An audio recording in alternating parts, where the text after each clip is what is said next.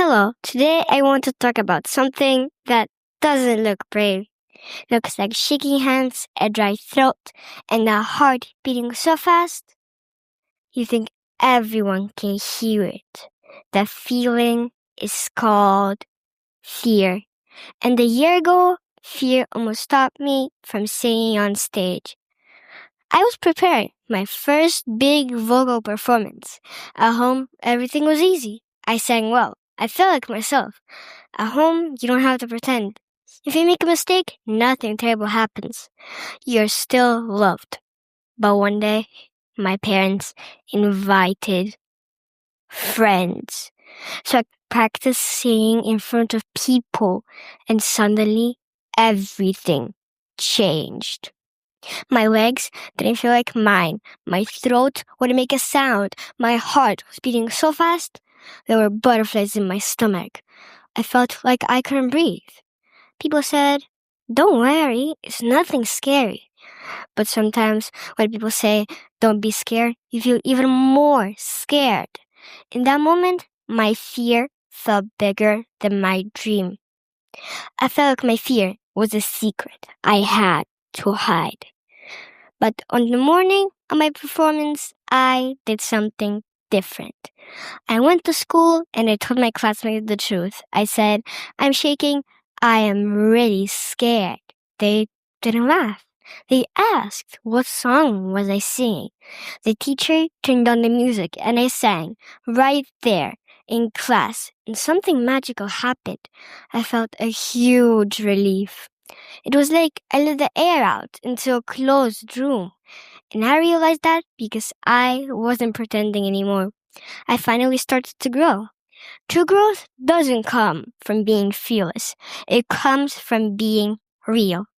We often think that being brave means being fearless, but that is not true. Being brave means walking hand in hand with your fear. Fear is like an uncomfortable friend that pushes you higher and higher. Because on the other side of the fear is the person that you are becoming. Fear is the price that we pay for growth, and it's totally worth it. Later, I learned why this happened. A scientist called Matthew Lieberman discovered that our brain has a magical switch. When we hide our fear, the alarm light in our head stays on, bing. When we give a feeling a name and say it out loud, the light goes off. Phew. The brain actually becomes calmer. Later, I stood on the big stage. I was still nervous, but I wasn't pretending anymore. I realized something. If I'm not myself, nobody will really ever know me.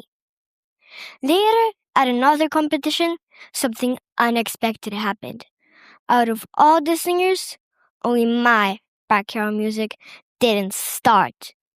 It could have been a disaster. For a second, I felt that old fear again. But this time, I didn't freeze. I smiled. I introduced myself. I talked to the audience. I even made a little joke. And something magical happened.